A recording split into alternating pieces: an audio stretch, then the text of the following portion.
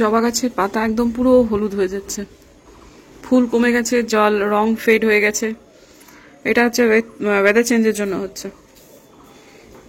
এবার 2-3 দিন গাছের গোড়ায় কোনো জল পড়া যাবে না, একদম ড্রাই হয়ে যাবে, তারপরে জল দিতে হবে।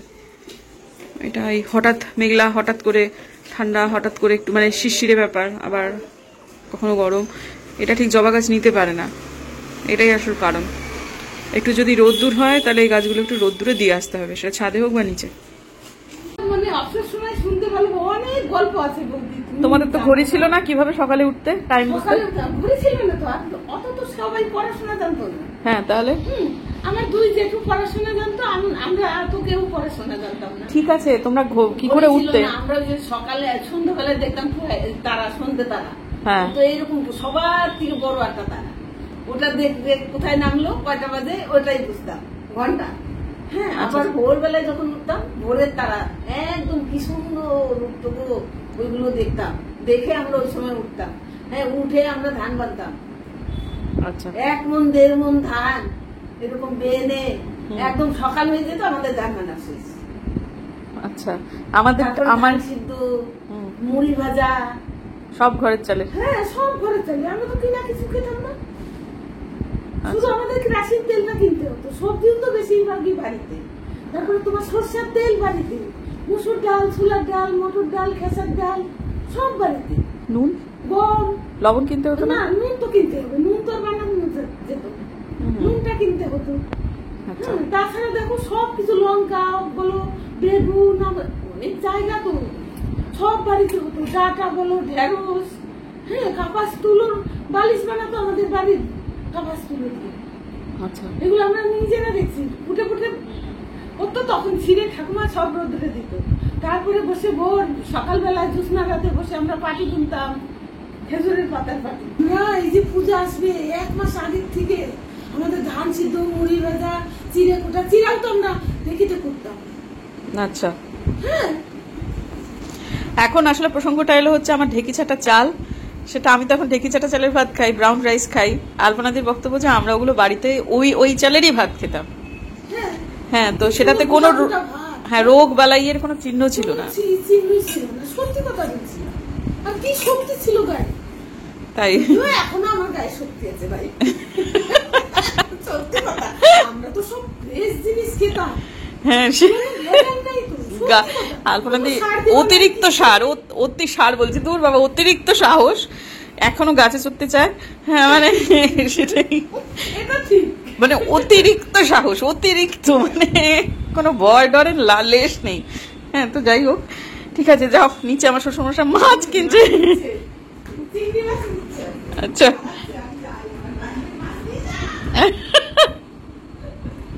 নমস্কার বন্ধুরা, নতুন ব্লগে আপনাদের সবাইকে স্বাগত জানাই। আশা করছি ভালো আছেন সবাই, যে যেখানে আছেন। তারপরের কথাগুলো বরং এখন আমি বলে দিই, আমরাও শিলিগুড়ি শহরে ভালোই আছি, তবে আজকে একটু ব্যস্ত দিন, কারণ আমি এবং বোধিসত্ত্ববাবু সকাল সকাল ফার্স্ট আওয়ারে একটা জায়গাতে যাব। এবারে 2025 সালে বোধিসত্ত্ববাবুর একটা ধনুক ভাঙা পণ ছিল যে তিনি তার যত কাগজপত্রের পেন্ডিং কাজ সব তিনি 2025-এর একদম জানুয়ারি মাসের মধ্যেই মিটিয়ে ফেলবেন। সেটা মেটানোর পরেও সামান্য কিছু কাজ বাকি আছে, মানে নতুন অ্যারাইজ করেছে আসলে একটা প্রবলেম, সেটাকেই মেটাতে যাব ব্যাংকে। তো যাই হোক, এখন আপাতত একটু ফুলটাকে বরং আপনাদের দেখিয়ে দিলাম। ফুলটাকে দেখিয়ে দিলাম কেন বলুন তো? আমেরিকামেলিয়াকে দেখালাম। দেখুন, এই মোটামুটি দিন 15 হলো প্রতিস্থাপিত হয়েছে গাছটি, এবং সেই গাছটির মধ্যে কিন্তু 3টে কুঁড়ি চলে এসেছে। যারা নতুন পদ্মবাগানে, তার প্রথম হাত কিন্তু করবেন আমেরিকামেলিয়া দিয়ে। এটা প্রচন্ড ভালো ব্লুমার এবং খুব ইজি ব্লুমার, আপনাকে বেশি তামঝাম করতে হবে না, সেই জন্যই। তো যাই হোক, আমরা যখন বেরোচ্ছি তখনই মিনামাসি ওই যে দেখুন ক্রস করছে, রাস্তায় দাঁড়িয়ে দাঁড়িয়ে মেনু বলে দিয়েছি। তারপর সে যাচ্ছে অনেক তাড়াতাড়ি, আজকে এসেছে। আজকে একটা বাড়ি ওরা নেই, কোথাও একটা গেছে, সেই জন্য। তো যা হোক, তারা তাড়াতাড়ি হয়ে গেছে মিনামাসির। আমি ভাবতেই পারিনি যে এত তাড়াতাড়ি মিনামাসি চলে আসবে। আমি ভেবেছিলাম যে আমার কাজ হতে হতে মিনামাসি হয়তো বা ওই এসে হয়তো ওই আধ ঘন্টা একটু বসে থাকতে হবে, আমি ফোন করে দেবো, এরকম একটা ভেবে ভেবে রাখছিলাম। তো তা হোক, তার হয়েই গেল কাজটা, রাস্তা দাঁড়িয়ে হলেও তো হলো। তো যাই হোক, ঠিক আছে, এরপরেতে যাচ্ছি আমাদের গন্তব্যে। আজকে শিলিগুড়ির আবহাওয়া অত্যন্ত মনোরম, মানে মনোরম মানে কি মনোরম কি বলবো, হাওয়া ঝাড়ছে, সেরকম কোনো রোদ্দুর নেই, এবং এই যে রাস্তাঘাটও কেমন যেন একটা ফাঁকা ফাঁকা, এবং টোটো মানে অটোটাও একদমই ফাঁকা। তো কাজ মিটিয়ে ফেলার পরেতে এইবারেতে এখন আমরা ওই বাগড়াকোটের রাস্তা দিয়ে যাচ্ছি হচ্ছে বাড়িতে। এই রাস্তাতেই কয়েকদিন আগে বা এই অঞ্চলেই কয়েকদিন আগে বিভৎস মারামারি দাঙ্গা এগুলো কিন্তু হয়ে গেছিল। অনেকদিন রাস্তাটা অ্যাভয়েড করেছি, কিন্তু আজকে মনে হলো যে না, এই রাস্তা দিয়েই ফেরা যাক। এবং যখন ফিরছিলাম তখন মনে হলো ব্লগই বা করবো না কেন, তাই না, ব্লগও হয়ে গেল। আমি না এই জায়গাটাতে হাতে একটা পেয়ারা নিয়ে এসে বসে বসে খাচ্ছিলাম, এই জাস্ট একটু আগে, মানে পুরো 1 মিনিটও হয়নি ঘরে গেছি। তা খেতে খেতে আমি দেখছি এদিক থেকে মেঘ আসছে। আচ্ছা, গেল। তারপরে পেয়ারাটা মোটামুটি বড় সাইজের। তারপরে একবার ভাবলাম যে মেঘটা এত সুন্দর করে ভেসে আসছে, বন্ধুদের একটু দেখাই। তখন আবার এখানে একটু চেঁচামেচি মতো হচ্ছিল, এবং থাক, ওটা আর দেখাতে হবে না। তারপর এখানে বসে বসে ইলশেগুড়ি বৃষ্টি শুরু হলো। হতে হতে ঝমঝম করে বৃষ্টি ওই দিক থেকে আসছে, আওয়াজ পাচ্ছি, মানে বৃষ্টির আওয়াজ আস্তে আস্তে আস্তে কাছে, আস্তে আস্তে আস্তে আস্তে মিনিটের মতো যখন আমার পেয়ারাটা খাওয়া শেষ হলো, একদম এই অবস্থায় চলে এলো। এই যে এই সমস্ত জিনিসপত্রগুলোকে এবারেতে ঘরে নিয়ে যেতে হবে। এত জোরে বৃষ্টি নামলো যে আমার এই চেয়ারটা দেখো,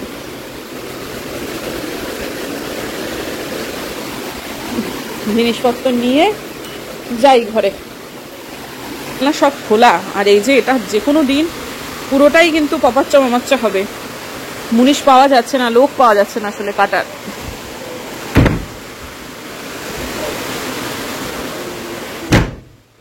এখন দিনের বেলাতে এরকম ভাবে আলো জ্বালিয়ে কাজ করতে হবে। তো এই ঘরটার অবস্থা অত্যন্ত শোচনীয়। এইরকম ঘর হলে কখনোই লক্ষ্মী থাকে না। ঘর ততক্ষণ না নিচে ক্লিন থাকবে ততক্ষণ পর্যন্ত মুশকিল। তো আমি এখন অন্যান্য যা যা করার করবো, কিন্তু এই ঘরটাকে আগে পরিষ্কার করবো, তারপর সব কিছু। ওই ঘরটাও একই রকম ভাবে হয়ে আছে। এই জামা কাপড় ওলঢালের ব্যাপারেতে এত পরিমাণ মানে এই জিনিসগুলো হচ্ছে আমাদের বাড়িতে, যেটা বলার মতো না। আগে আমি এটা করি, তারপর অন্য কাজ। প্রত্যেক দিন আমি এই জায়গাগুলো না কেটে বাদ দিয়ে দিই। আজকে মনে হলো থাক, আমি কিভাবে ব্লগ করি বা কিভাবে ট্রাইপড সেট করি সেটা বরং কোনো একটা ব্লগে তো থাকুক। এখানে চেয়ার নিয়েছি, তার উপর উঠেছি, আলমারির মাথায় ওই যে ছোট ট্রাইপডগুলো আছে সেইগুলো সেট করছি, ব্যালেন্স করছে না ঠিকঠাক, সামনের দিকে পড়ে যাবে কিনা সেই ব্যালেন্সটা ঠিক করছি, কত দূর দেখা যাচ্ছে সেটা একটা অনুমান নেওয়ার চেষ্টা করছি, কারণ উল্টো দিক করে করছি, ওয়াইডার অ্যাঙ্গেলে করছি, ফ্রন্ট ক্যামেরা ওপেন নয়, কিন্তু এটা একটা অনুমানেই আমি করছিলাম ব্যাপারটা। তো দেখলাম যে হ্যাঁ, এতদিনের অভিজ্ঞতা মোটামুটি হয়েছে ঠিকঠাক। তো তারপরে আমি সাধারণত এইরকম সময় থেকে ব্লগিংটা মানে আপনাদের দেখাই, বাকিটাকে এডিট করে বাদ দিয়ে দিই। কিন্তু আজকে মনে হলো যে না, ছোট্ট ছোট্ট যে স্ট্রাগলগুলো আমাদের, সেগুলো আপনাদের শেয়ার করা উচিত। এখন ভাবুন, এই কোনোভাবে যদি চেয়ারটাকে একটু এদিক থেকে ওদিক হয়ে যায়, কি থেকে কি হয়ে যেতে পারে, কিন্তু আমরা কিন্তু এইভাবেই ব্লগ করি। তো এই ঘরটাকে পরিষ্কার করার অনেকগুলো জায়গা আছে, মানে এক তো বিছানা, তারপর চেয়ারগুলো, সে সমস্ত কিছু মিলিয়ে মিশিয়ে মানে ভীষণ রকম অপরিচ্ছন্ন হয়ে রয়েছে। এখন অনেক জিনিসও আমাকে বাতিল করতে হবে, জামা কাপড় ব্যতি রেখে। আমি ভেবেছি আগে জামা কাপড়গুলোকে সব ছুঁড়ে ফেলি, তারপরে সবগুলো করব। কিন্তু অনেক জিনিস আছে যেগুলো আমার ব্যবহার হচ্ছে না, কিন্তু জিনিসগুলো কিন্তু আমার খুব পছন্দের এখনও রয়েছে। যেমন পেছনে দেখছেন একটা ওয়ালম্যাট মতো রয়েছে, সেটা কিন্তু আমার ভীষণ পছন্দের, কিন্তু ওটা না লাগানোর জায়গা পাওয়া যাচ্ছে না। আমি ওটাকে একদম রেডি, শুধু একটা ওই হুক দিয়ে ওটা কোথাও একটা লাগিয়ে দিলেই হয়। জিনিসটা আমাকে হাতে সেলাই করে একজন উপহার দিয়েছিল, সেই জিনিসটা না মানে এখনো এত সুন্দর রয়েছে যে কি বলবো। তো যাই হোক, এই যে দেখুন ওই ঘর থেকে নিয়ে এলাম, এবং এই যে আমার কিছু জামা কাপড় এই যে ছুঁড়ে ছুঁড়ে ফেলছি আমি, কারণ এগুলো সমস্ত বাতিল করলাম। খুব ভালো ভালো জামা কাপড় কিন্তু আমি বাতিল করলাম। এবং যে জায়গাটাতে আমি ট্রাইপডটা সেট করেছি তার তো 2টো র্যাক রয়েছে খালি, 2টো বা 3টে র্যাক খালি রয়েছে। তার মধ্যে আমি এই টুক করে এদিক ওদিক পড়ে যাব, সেই সমস্ত কিছু কুর্তিও রেখে দেব, আর ভালো যে কুর্তিগুলো সেগুলো রাখবো আলমারিতে। আর যত চোখের সামনে থাকবে তত ভালো ব্যবহার হবে। এবং আমার কি হয়েছে জানেন তো, এখন সব সময় অনেকেই বলেন যে সব সময় কেন ম্যাক্সি পরে আসো, ঠিকই বলেন, জানেন তো, ঠিকই বলেন আপনারা, মাঝে মাঝে চুড়িদার পরলেই হয়। তো যাই হোক, এই যে দেখুন, এটা ছিল হচ্ছে একটু আগের চেহারা, আর এখন হয়ে গেল মোটামুটি এই যে এটা। তো পরিষ্কার পরিচ্ছন্ন থাকলে নিজেরও দেখতে ভালো লাগে। এবং এই যে নতুন সংযোজন হচ্ছে, এই যে নিচের র্যাকে আমার কিছু কুর্তি, সেগুলোকে আমি লেগিংস সমেত কিছু কিছু করে রেখে দিলাম। আর ভালো কিছু কুর্তি আছে, তার মধ্যে বেশ কুচকি আছে। এই যে ব্যাগটা, এটাতে হচ্ছে সমস্ত আয়রন করতে দিলাম, আর এটাতে হচ্ছে সমস্ত বাতিলগুলো। কোনোটাই কিন্তু মানে বাতিল জিনিস বাতিল নয়, মানে আমার কাছে বাতিল, সেটা কারো না কারো কাজে লাগবে, সেটাই আর কি আমার ইচ্ছা। সেই জন্য এরকম ভাবে রেখে দিয়েছি, যার যখন দরকার সে নিয়ে যাবে। আয় আয় আয় আয়। এই তো আজকে মুড ভালো, আজকে তোমার মুড ভালো। হ্যাঁ, ছড়িয়ে দিচ্ছে। বাহ বাহ বাহ বাহ, কি সুন্দর কি সুন্দর কি সুন্দর, খুব ভালো লাগছে, মিথি মিথি লাগছে। বাহ।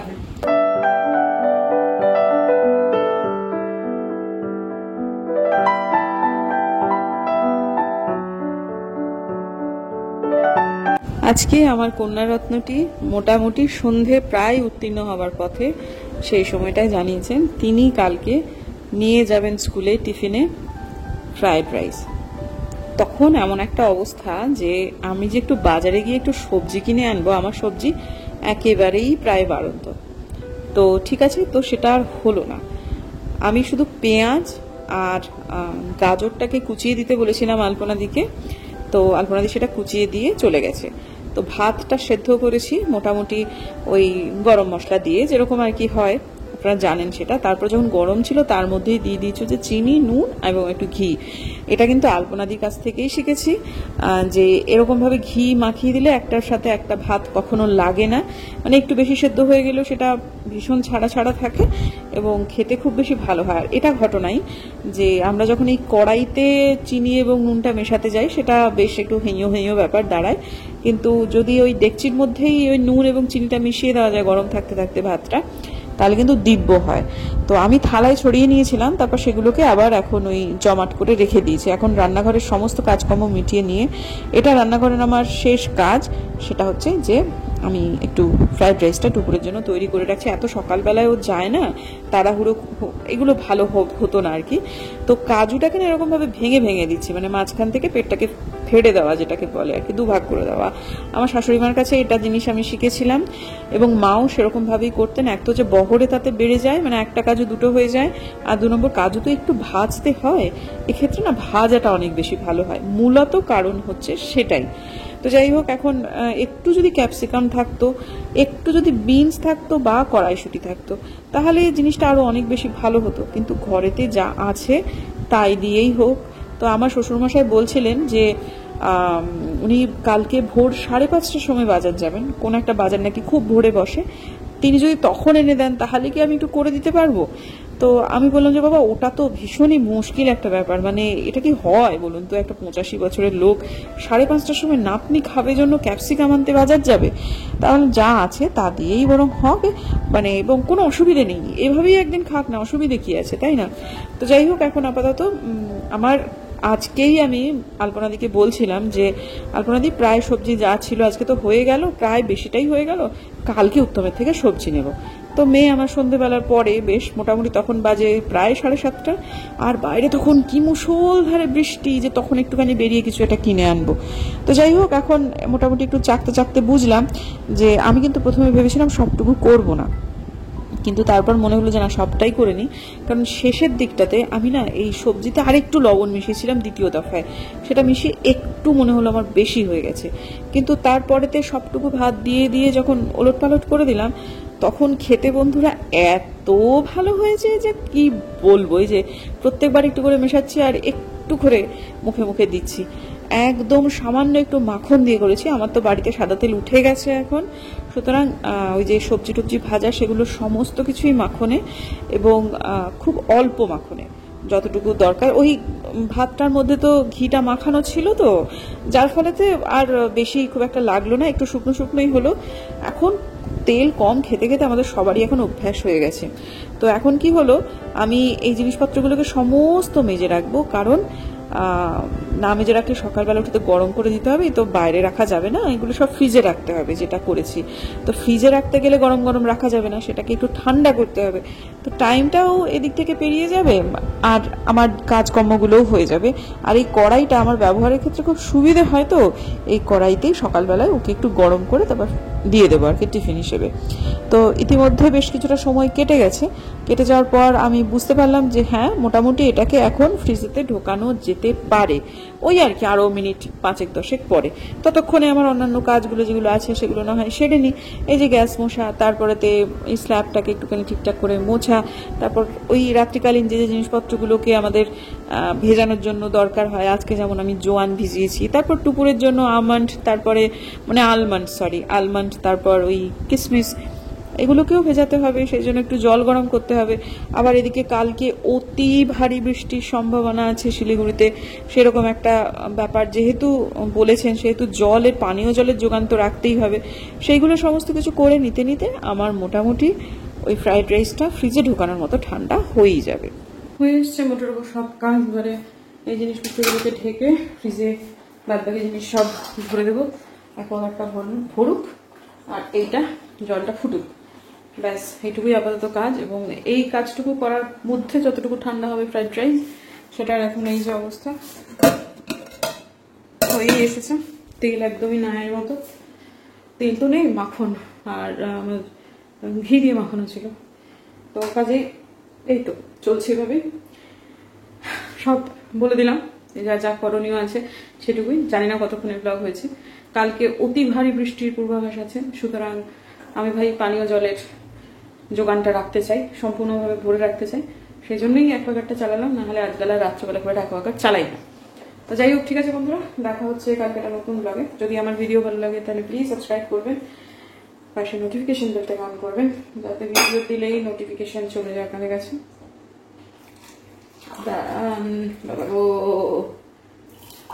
দেখা হচ্ছে বরং আপনাদের সাথে আগামীকাল একটা নতুন ব্লগে। কতক্ষণের জন্য tata tata bye bye, tata bye bye, tata bye, ওরে বাপরে, বাই।